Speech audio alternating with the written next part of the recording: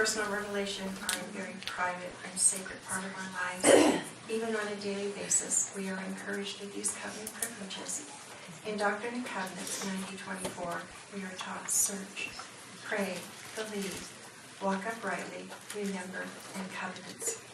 I would like to share a story with you that I believe stays true and faithful to all of these principles, especially prayer and personal revelation. In a small rural farming community in Bristol County, Maine, it is 1956. We meet Bob and Marion. One afternoon, two young missionaries, both from Utah, knocked on their door and asked if they knew anything about the Mormon church. Their answer was no. Thus began their conversion. Bob was a very quiet man, and Marion an incredibly curious lady. She asked a lot of questions, and the answers rang true to both of their hearts. They were baptized. That was that. There were no other members, no meeting house, no manuals, no books to guide them. They were on their own. So they decided to pray. What do we do now? A short amount of time passed, and an unexpected answer came. They were pregnant with baby number 3, after trying for 6 years. Big sister and brother were very excited. Upon delivery, Marion and the baby, a little boy, developed serious and threatening life complications. Bob prayed as he had been taught to a loving Father in heaven to spare the lives of mother and child, and his prayers were answered in the most miraculous manner. After weeks of hospitalization, Marion and the baby came home. That summer, Bob was offered a job in the city. After much prayer and contemplation, they sold their land and their home, and they moved to the city. There were 3 families on their street. One of them just happened to be members of the church. In fact, the only members in a 60-mile radius. So each Sunday, a picnic was packed, and along with the other family, they traveled 120 miles round trip to Loring Air Force Base to attend sacrament meeting in an empty barracks with members who were stationed there. The winter of 1959 saw their daughter baptized in the base swimming pool, and in 1961, their son was baptized. When the family moved to the city, Marion began to feel a prompting to go to nursing school to come, and it came to her in a very unexpected way, and it did not sit very well with Bob. He was always determined that she would stay at home with their children, but after much discussion and prayer, they agreed. So Marion started college to become a nurse. Marion's mom came across town to tend the baby while the 2 older children were at school. She excelled in her studies, graduated early with a 4.0. She began to work at a local hospital and was offered a job soon after with a doctor in town who had a practice in his home. This worked out very well because it allowed her to be at home when the children returned. So life was really good. In January of 1963, Bob fell suddenly ill. The local hospital was unable to diagnose him, so he was transferred to the VA hospital in southern Maine, and Marion went with him. Her parents came to stay with the children. Days stretched into weeks, weeks into months. She watched the only man that she had ever loved, her light, her life, the father of her children, slip into a coma, become blind, and be dependent upon the sheep to breathe for him. She watched him slowly slip away. She prayed. She begged. She promised everything to the Lord if he would not take him. But March 10, 1963, Bob was called home to his father, and Marion returned home to tell her 11-year-old daughter, her 9-year-old son, that their daddy was not coming home. She cradled her 3-year-old baby and knew that he would never know his dad. Bob was 38, Marion was 33.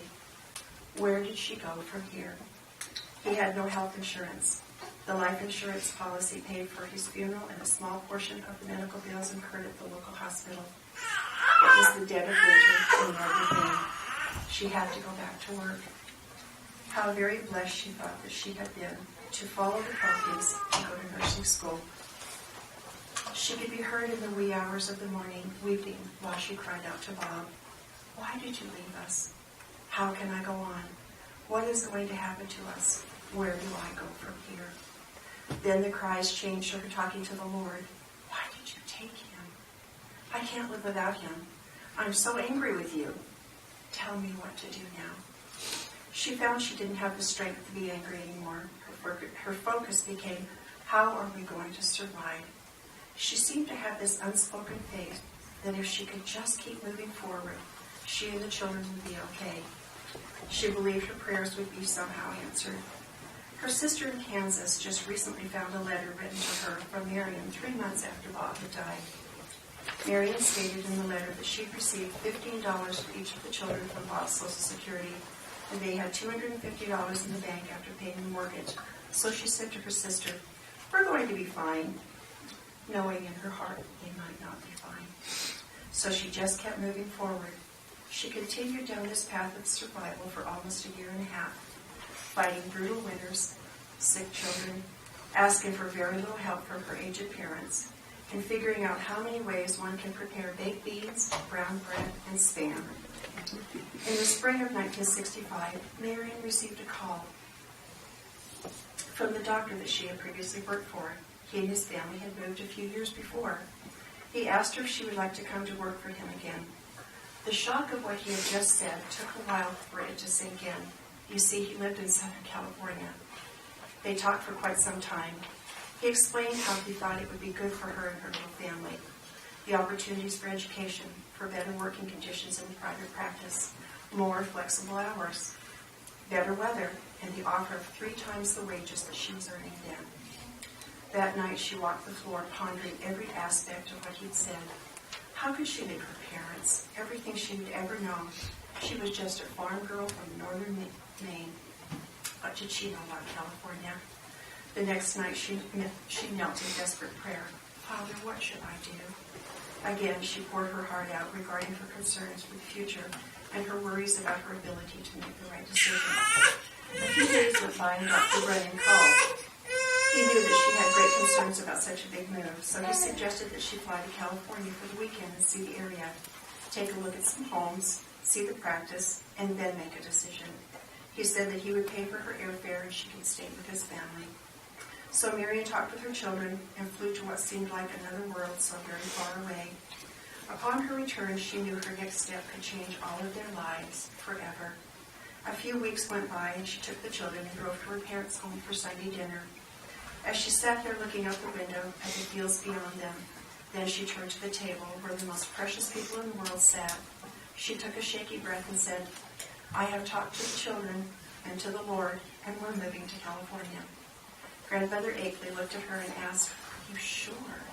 And Marion said, "It's what's best for the children."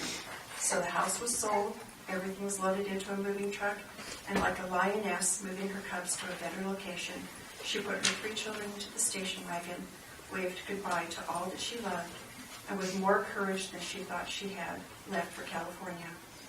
Faith and belief, that was the answer to her prayers, and that somehow Bob was helping to carry her onward. They started their new life. You should have seen the 4 of them the first Sunday that they drove into the ward parking lot. They just stood there looking at this building, where many people were entering. They'd never seen a church building. They were greeted by members, a bishop, a Relief Society president. Marion thought to herself, "What's a Relief Society?" This was all so foreign. They had never even seen a hymn book, and they'd been members for 9 years. They worked together to find brightness in each day. They immersed themselves into the church and their new way of life together. After Dr. Brennan died, Marion went to work at a large hospital where she became the head nurse of the operating room. Then she was asked to teach anatomy classes at a local college. The children grew and brought her great joy. As a single mother, it was always amazing to see her be at everything that her children did, take care of her home, and work those long hours. Now that she was seeing her nest grow empty, she paused to watch her daughter marry and move to Europe. Her oldest son went away with his wife, and her baby boy was drafted right out of high school to play Major League Baseball. Alone. What now? So again she sought guidance from her dear Heavenly Father.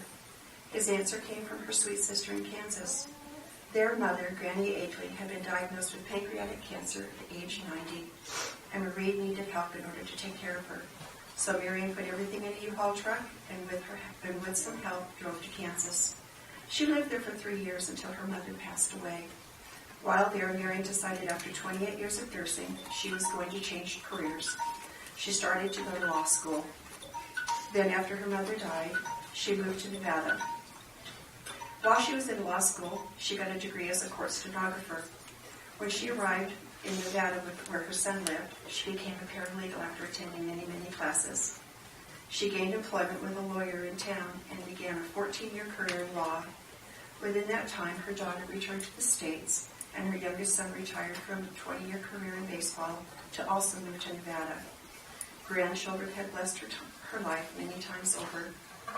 Marion found herself being called to many positions of service, ministering to sisters as a Relief Society president, a mission call to serve in the temple. She always seemed to know innately that someone needed her. Many times throughout her life, she would leave home, even in the middle of the night, and show up at someone's door or the hospital to render needed comfort or aid. Her life revolved around serving others, from her family to friends to complete strangers.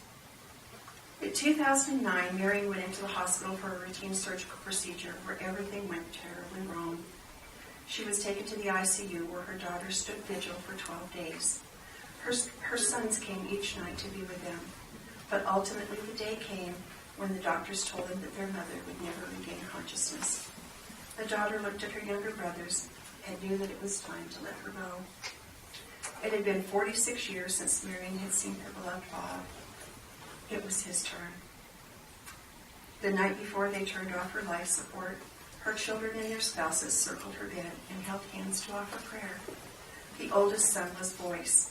He offered a prayer of thanks to her for all that she'd done for their family. Her strength had blessed them with untold opportunities.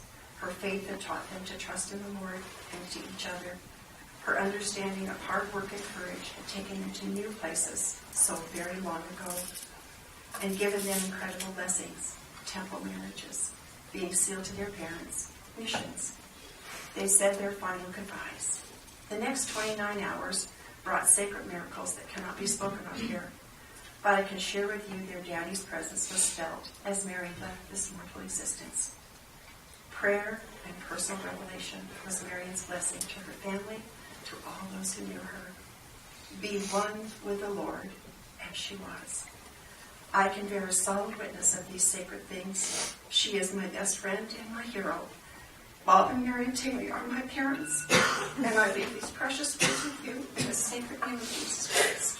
Amen. Amen.